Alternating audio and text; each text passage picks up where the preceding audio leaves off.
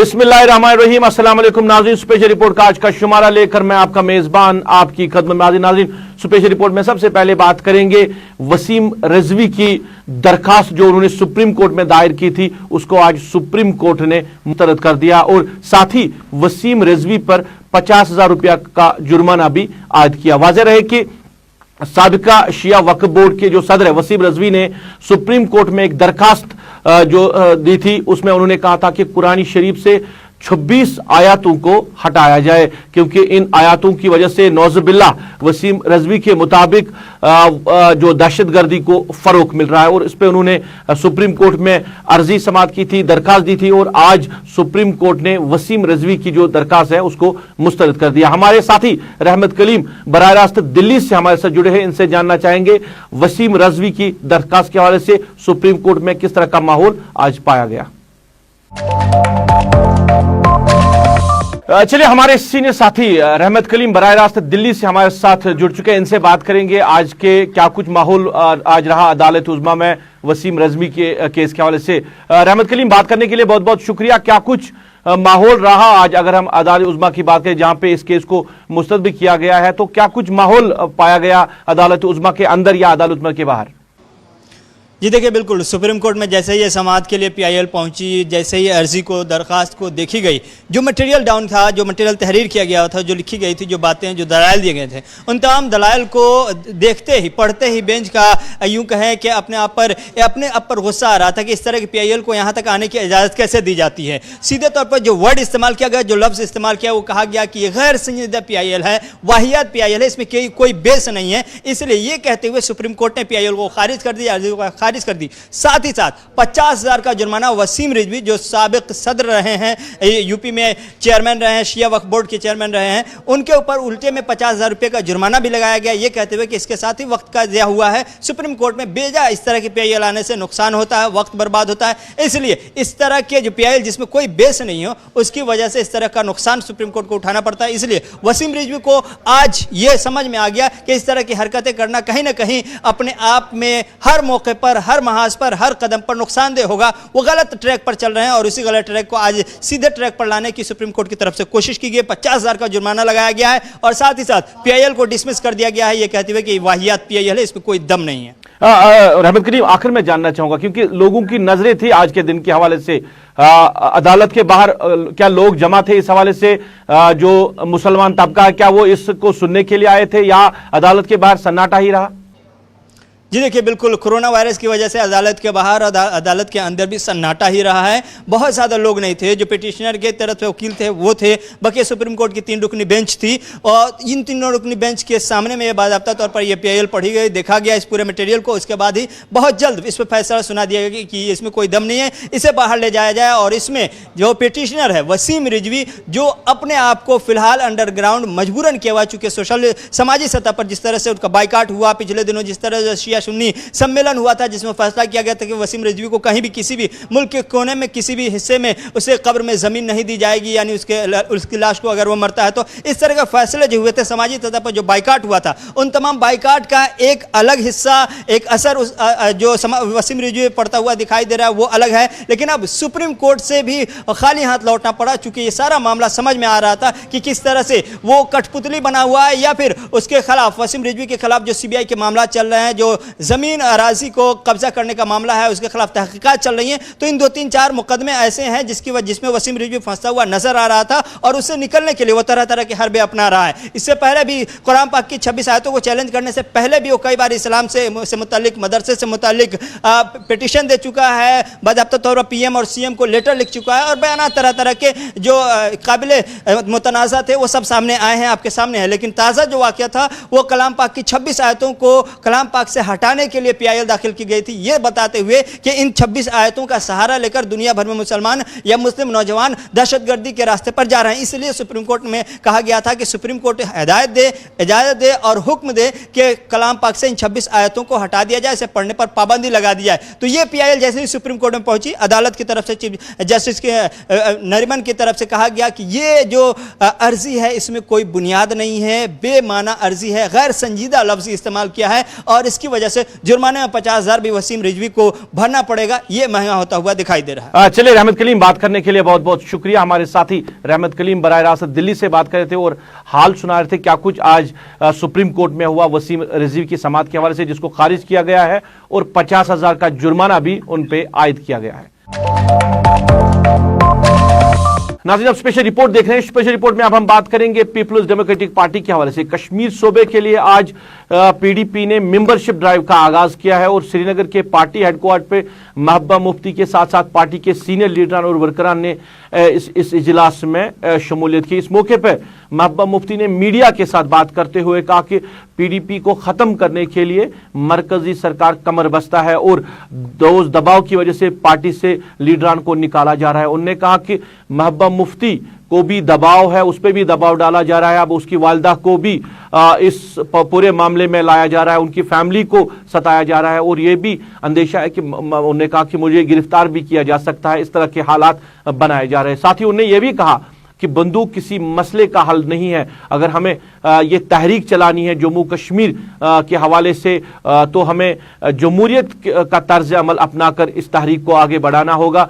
पाकिस्तान और हिंदुस्तान को दबाव डालना होगा कि वो बातचीत करे और बातचीत के जरिए मसले कश्मीर को हल करे। महबूबा मुफ्ती ने और क्या कहा, हम आपकी नजर करते हैं। कुछ लोग चाहते हैं कि कश्मीर, जम्मू कश्मीर के नौजवान बंदूक उठाए और हम दुनिया को बताएं कि ये दहशतगर्द हैं, इनका कोई मसला नहीं है। तो इसीलिए मैं गुजारिश करती हूँ बार बार जवानों से, बंदूक में अपनी जान मत गवाओ, बल्कि एक जमहूरी तरीके से बात करो। आज नहीं सुनेंगे, कल नहीं सुनेंगे, मगर आखिरकार दोनों हिंदुस्तान और पाकिस्तान को यहाँ के लोगों की बात सुन के जम्मू कश्मीर के मसले का हल निकालना पड़ेगा। जिस तरह से ये मरकजी सरकार पीडीपी के पीछे लगी हुई है, हमारी पार्टी को तोड़ रही है, धमकाती है, लालच दे के हमारे लोगों को निकाल रही है और मेरे पीछे भी पिछले 2 साल से पड़ी हुई है कि कुछ मिले, इसके खिलाफ कोई करप्शन हो। जब कुछ नहीं मिला तो आप मेरी माँ को कॉल किया, हो सकता है मेरी बच्चों को भी कॉल करे, हो सकता है मेरे भाई को भी कॉल करे मुझ पे दबाव डालने के लिए। और लगता है अगर ये दबाव भी नहीं चला तो हो सकता है मुझे ही अंदर कर दे, कुछ भी हो सकता है। जहाँ तक पीएचडी का सवाल है, उसका एक बड़ा मकसद और मुद्दा है, यानी 370 को रिस्टोर करने का। तो आपको मालूम है कि फारूक साहब की तबीयत खराब हो गई, उस वजह से भी मीटिंग नहीं हो पाई। बाकी पीएचडी इंटैक्ट है, क्योंकि लोग पीएचडी को चाहते हैं कि, क्योंकि अगर पीएचडी भी नहीं रहेगी तो जम्मू कश्मीर के लोगों की आवाज कौन बनेगी। मंदिर तो लोग खुद बनाते हैं, मस्जिद लोग खुद बनाते हैं, गुरुद्वारे लोग खुद बनाते हैं। सरकार का काम होता है यूनिवर्सिटीज बनाना, प्रोफेशनल कॉलेजेस बनाना। तो यहाँ अगर एक गरीब के पास 5 मरला जमीन है, उससे आप वो निकाल रहे हैं, मगर दूसरी तरफ से आप उन चीजों के लिए सैकड़ों करोड़ जमीन सैकड़ों कनाल जमीन दे रहे हैं जो शायद जरूरत नहीं, जो लोग खुद भी बना सकते हैं। ज्यादती ये जो कभी किसी को लालच से, किसी को धमकी दे के, दबाव करके ये यहाँ जम्मू कश्मीर के लोगों की कमर तोड़ना चाहते हैं। इससे कुछ नहीं होगा। ये वक्ती जरूर उनको लगता है कि यहाँ जो लावा है वो दब रहा है, मगर लावा होता है, वो कभी ना कभी फटेगा और उसको बड़ा नुकसान होगा। इसलिए मेरा उनसे कहना है मरकजी सरकार से कि आप ऐसा मत करो कि कल को वापसी का सारा रास्ता बंद हो जाए। ये जो सार्क समिट है, जो पाकिस्तान में होना चाहिए था, जो होना चाहिए, क्योंकि काफी देर से सार्क समिट नहीं हो रहा है और जम्मू कश्मीरी जो है ये फंसा हुआ है और SAARC summit is being held hostage to the hostility of India and Pakistan. होना चाहिए और मैं उम्मीद करूंगी कि हमारे वजीर आजम नरेंद्र मोदी जी पाकिस्तान जाए और कुछ अच्छा हो, कोई सुलह सफाई हो, कोई अच्छा सिलसिला शुरू हो जाए। नहीं, देखिए, मरकजी सरकार चाहेगी कि जब तक कंट्रोल उनके हाथ में रहे वो रखना चाहेंगे, ताकि यहाँ की छोटी से छोटी चीज से लेके बड़े से बड़े फैसले वो दिल्ली में करें। ये जो पकड़ दकड़, मारपीट, बाकी चीजें, ये जो रोज नई नई पॉलिसीज आती है, ये डायरेक्टली दिल्ली से आती है। उनको लगता है अगर यहाँ इलेक्टेड सरकार बन गई तो शायद दिल्ली की मुदाखलत इस हद तक नहीं रहेगी, इसलिए वो इलेक्शन को अवॉइड कर रहे हैं। नाज़रीन, आप स्पेशल रिपोर्ट देख रहे हैं। स्पेशल रिपोर्ट में बात करेंगे जम्मू कश्मीर के लेफ्टिनेंट गवर्नर मनोज सिन्हा ने कहा कि जम्मू कश्मीर में नई जो फिल्म पॉलिसी है उसका ऐलान 10 दिनों के अंदर अंदर जम्मू कश्मीर में किया जाए, जिसका मकसद सिल्वर स्क्रीन का सुनहरी दौर जम्मू कश्मीर में वापस लाना है। इन बातों का इजहार आज लेफ्टिनेंट गवर्नर ने श्रीनगर के SKCC में 2 रोजा टूरिज्म पोटेंशियल कॉन्फ्रेंस में वर्चुअल खिताब के दौरान किया। उन्होंने कहा कि सरकार ने नई फिल्म पॉलिसी को हतमी शक्ल दी है, जिसके लिए तमाम शराकत दारों से तजावीज़ भी हासिल किए गए हैं। इस मौके पर उन्होंने कहा कि 60, 70, 80 का जो दौर था उसको दोबारा से बहाल किया जाएगा। कोविड-19 होने के बावजूद भी जम्मू कश्मीर में टूरिज्म को बढ़ावा मिल रहा है और जहां पे जो टूरिस्ट है वो काफी ज्यादा तादाद में जम्मू कश्मीर में आ रहे हैं। नाज़रीन, आप स्पेशल रिपोर्ट देख रहे हैं। बात करेंगे कोविड-19 के हवाले से। कोविड-19 की लहर बड़ी तेजी से बढ़ रही है और मस्बत केसों की तादाद भी दिन ब दिन बढ़ती जा रही है। कल के दिन के हवाले से बात करें, 900 से ज्यादा मस्बत केस जम्मू कश्मीर में पाए गए और 5 जो लोगों की मौत भी वाक़ा हुई है कोविड-19 की वजह से। अगर हम बात करें तो कश्मीर में ज्यादातर मस्बत केस जो है वो सामने आ रहे हैं। पूरी तफसीलात के साथ हमारे साथी हिलाल हांजूरी। जम्मू कश्मीर में कोविड का ग्राफ दिन ब दिन बढ़ रहा है और अवाम का मानना है कि सरकार की जानिब से कोविड के रोकथाम या कोविड पर काबू पाने के हवाले से जो इकदाम उठाए जा रहे हैं वो नाकाफी है और उसके साथ साथ नादुरुस्त भी है, क्योंकि सरकार ने हाल ही में नाइट कर्फ्यू का ऐलान तो किया था, लेकिन जम्मू कश्मीर के लोगों का मानना है कि जम्मू और कश्मीर में रात के दौरान ना ही कोई कारोबार है और ना ही लोगों की आवाजाही, तो फिर कर्फ्यू से क्या मुराद है। और उनका यह भी मानना है कि दिन के अंदर जहां हर जगह लोगों की भीड़ होती है, बाजारों में लोगों का अज़दाम रहता है, पार्कों और गार्डन्स में भी लोगों का रश रहता है और इस रश के बीच ना ही कहीं पर समाजी दूरी और ना ही कोविड गाइडलाइंस का एहतराम और साथ ही साथ ना ही मास्क का इस्तेमाल, यहां तक कि सरकारी फंक्शंस में भी हाल यही है। और इस सब के बीच नाइट कर्फ्यू का मुराद क्या है, ये सब से लोग अभी भी नामुराद और नावाकिफी है। डॉक्टर्स एसोसिएशन कश्मीर की जानिब से भी सरकार से यही कहा गया कि नाइट कर्फ्यू से ना ही कोविड पर रोकथाम हो सकती है और ना ही नाइट कर्फ्यू कोई बड़ा कदम कोविड के रोकथाम के हवाले से हैं। तो इस तरह से स्कूलों में तातीलात का तो ऐलान किया गया, लेकिन अभी भी बाजारों में रश न थमने का नाम ही नहीं ले रहा है और साथ ही साथ मुसाफिर गाड़ियों में भी लोगों का अज़दाम, यहाँ तक कि ओवरलोडिंग रहती है, लेकिन पूछने वाला और देखने वाला कहीं पर भी नजर नहीं आ रहा है। इस सब के बीच आवाम यही कहती है कि सरकार की जानिब से कोविड को काफी हल्के में लिया जा रहा है और सरकार की जानिब से जो एनफोर्समेंट होना चाहिए उसका भी कहीं पर नामो निशान नहीं है। और इस सब के दौरान लोगों का यह भी मानना है कि वो सरकार से मुतालबा करते हैं कि वो फौरन से पेशतर माह रमजान से कबल ही कोविड के रोकथाम के हवाले से जो अहम रहनुमा खतूत होंगे उसको वज़ा करते हुए जमीनी स्तर पर उसके इम्प्लीमेंटेशन के हवाले से भी इकदाम उठाए। नाज़रीन, स्पेशल रिपोर्ट में बात करेंगे अब डीडीसी चेयरमैन के हवाले से। जिला बडगाम के डीडीसी चेयरमैन नज़ीर अहमद खान ने आज बाज़ाब्ता तौर पर अपना ऑफिस जो है वो आज संभाला है और वहां पे लोगों की काफी तादाद आज इस मौके पे मौजूद रही, जहां पे उन्होंने आज अपना ऑफिस संभाला है बडगाम हेडक्वार्टर पे। इस मौके पर जिला के अफसरान भी मौजूद रहे। नज़ीर अहमद खान ने आइंदा पॉलिसियों के हवाले से या जिला में तामीर व तरक्की के हवाले से मीडिया के साथ बात की। मीडिया के साथ बात करते हुए उन्होंने क्या कहा, हम आपकी नजर करते हैं। तो मुझे बहुत खुशी है कि ये रूरल डेवलपमेंट के हवाले से जो इलेक्शंस हुए, डिस्ट्रिक्ट डेवलपमेंट काउंसिल का इनेकाद हुआ, तो इस हवाले से सिर्फ और सिर्फ हमारा एजेंडा जो है वो सिर्फ ये है कि ब्रेड बटर एंड शेल्टर, रोटी कपड़ा और मकान, बिजली सड़क और पानी, इसकी किसको ज़रूरत है, चाहे वीआईपी हो, चाहे गरीब आदमी हो, अमीर हो, पेरिफेरीज में रहने वाला इंसान हो।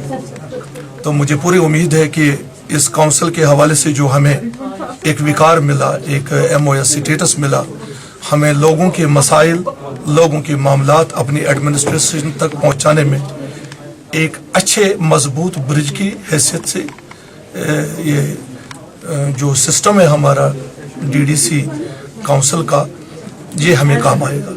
और मुझे उम्मीद है इंशाअल्लाह अल्लाह ताला के फजल करम से कि आने वाले दिनों में कि हम भी बड़े मेहनत कश लोग हैं, तो मुझे पूरा यकीन है कि हम भी मेहनत दिन रात इस ऑफिस का मेयार और मकाम जो है उसका इस्तेमाल करके अपने जिम्मेदार ऑफिसर साहिबान तक लोगों के मसाइल पहुंचाएंगे, उनको हल कराने में इंशाल्लाह कोई कसर बाकी नहीं रखी। प्लान्स पहले नहीं तय किए जाते हैं, प्लान्स खुद ब खुद आ जाएंगे जब हम मेहनत करेंगे, लोगों के मसाइल सुनेंगे, लोग हमसे कहेंगे कि मामला क्या है, तो प्लान्स खुद ब खुद बनेंगे।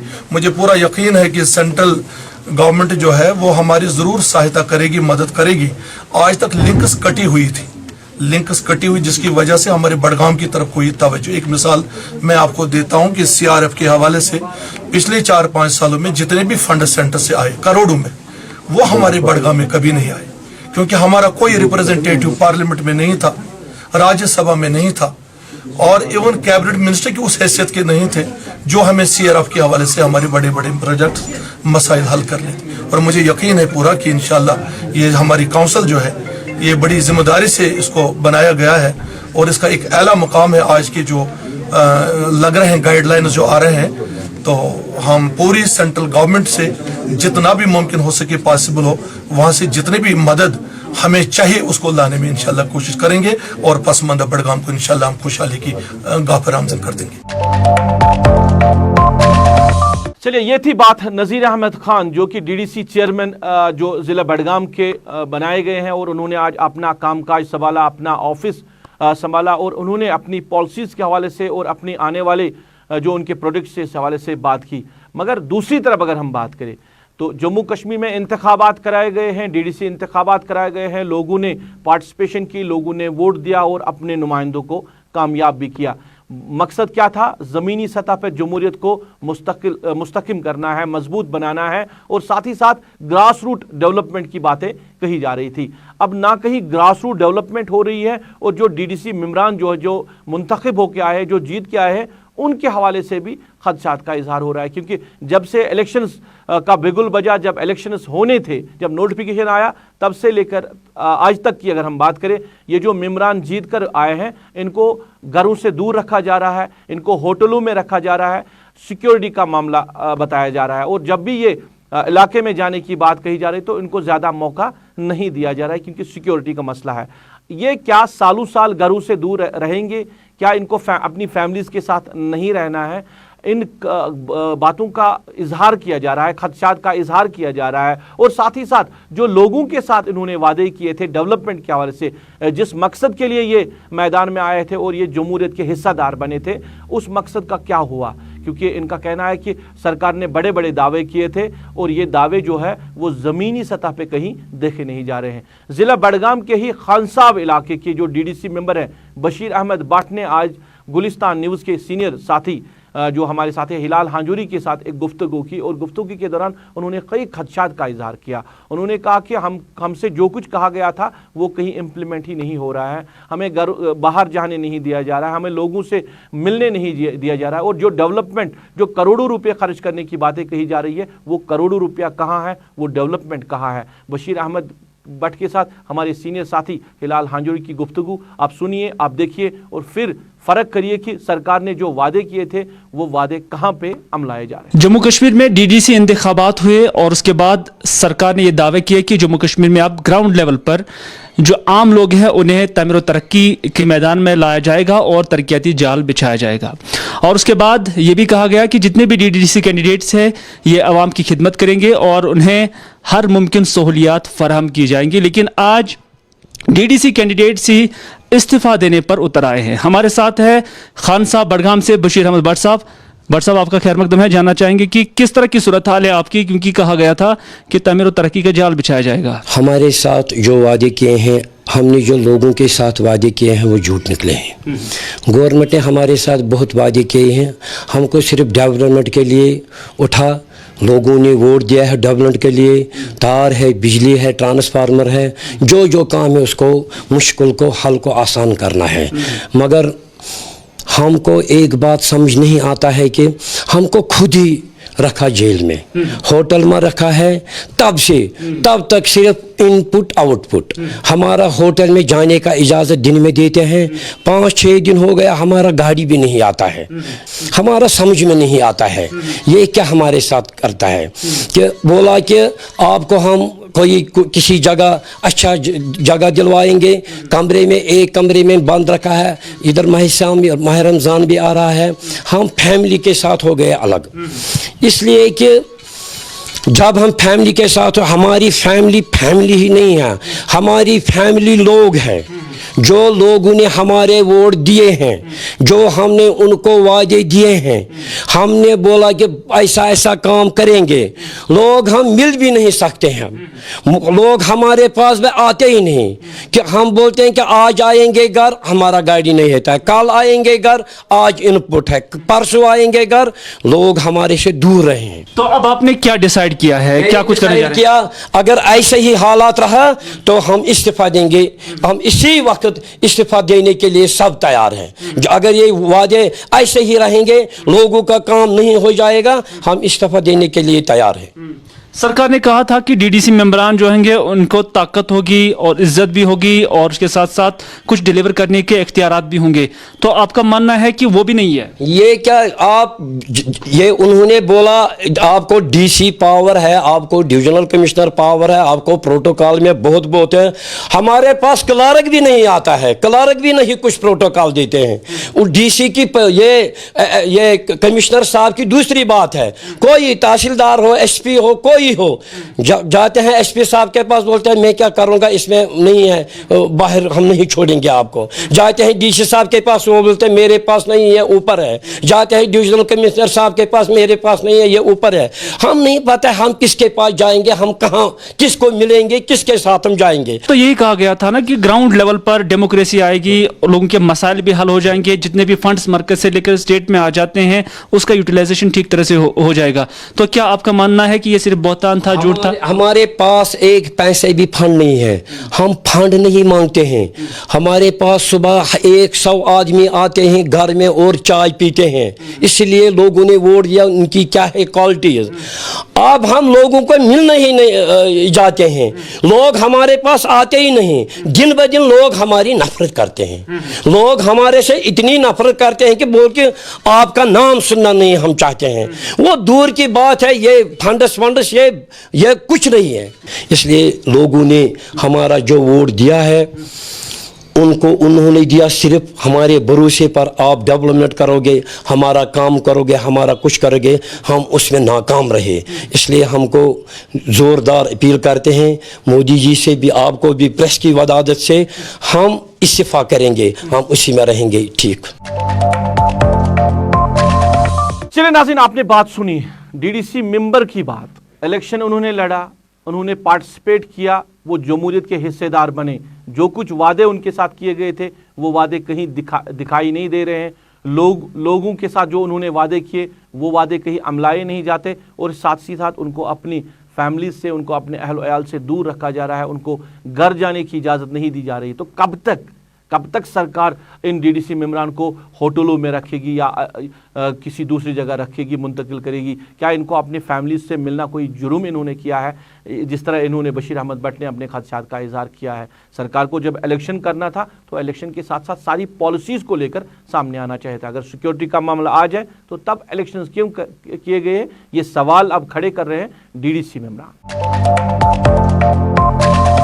नाज़रीन, आप स्पेशल रिपोर्ट देख रहे हैं। स्पेशल रिपोर्ट में बात करेंगे वक्फ बोर्ड के जो एम्प्लॉयज़ हैं, उन्होंने आज श्रीनगर की प्रेस कॉलोनी में एहतजाज किया।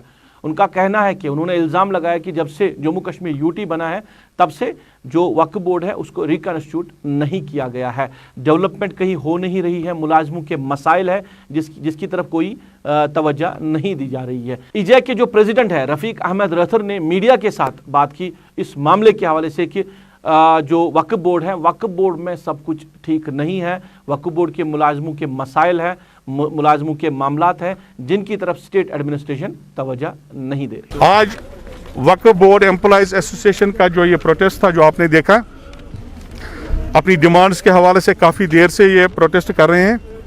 बेसिकली इशू ये है कि पिछले 20 महीने से जब से यूनियन टेरिटरी बनी है, वक्फ बोर्ड को यहाँ पर रिकॉन्स्टिट्यूट नहीं किया गया है, जिसकी वजह से जो जितने भी डेवलपमेंटल इश्यूज़ हैं वो भी पेंडिंग है। इसके अलावा जो एम्प्लॉयज़ के, जनरल एम्प्लॉयज़ के इश्यूज़ हैं वो भी इसी तरह पेंडिंग है। इन जो ये मुलाजमीन है, चूँकि वक्फ बोर्ड एम्प्लॉयज़ एसोसिएशन हमारी इजे की एक इकाई है, इसलिए जे की एंटायर लीडरशिप जो है वो भी इस प्रोटेस्ट में बराबर शामिल है और एम्प्लॉय जॉइंट एक्शन कमेटी तकरीबन 50 ऑर्गेनाइजेशन का एक इत्तेहाद है, वो सारी ऑर्गेनाइजेशंस के हेड यहाँ पर मौजूद हैं और हम इनकी डिमांड्स को भरपूर ताउन दे रहे हैं और हम चाहते हैं कि इनके जो जितने भी मसाइल हैं वो हल हो जाएं। इश्यूज़ ये हैं कि इनके साथ कई बार वादा किया गया है कि आपको 7th पे कमीशन दिया जाएगा, वो भी आज तक लागू नहीं हुआ। बोर्ड ना बना, एम्प्लॉयज़ के इश्यूज़ भी पेंडिंग और DPCs भी इनकी पेंडिंग और जितने भी डेवलपमेंटल वर्कर्स हैं बिलखुसूस इसमें वक्फ बोर्ड में, वो सारे के सारे पेंडिंग है। हमारी ज़ोरदार डिमांड ये है LG साहब से, ऑनरेबल LG साहब से, चीफ सेक्रेटरी साहब से कि जितना जल्दी मुमकिन हो वक्फ बोर्ड के लिए जो बोर्ड है उसको रिकॉन्स्टिट्यूट किया जाए ताकि डिसीजन मेकिंग किसी के पास रहे और जिसके पास हम इश्यूज़ लेकर जाएंगे ताकि इश्यूज़ हल भी हो जाएं।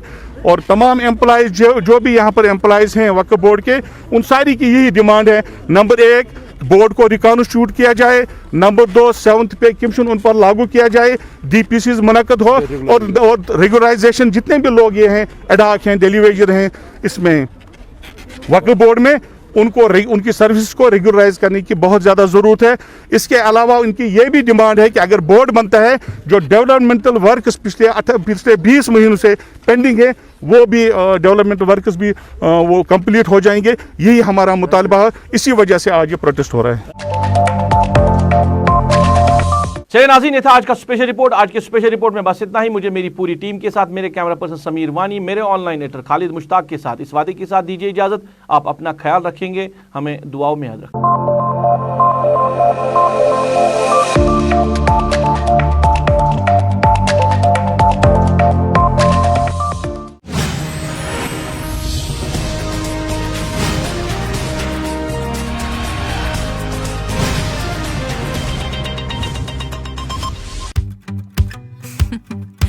बच्चे पानी की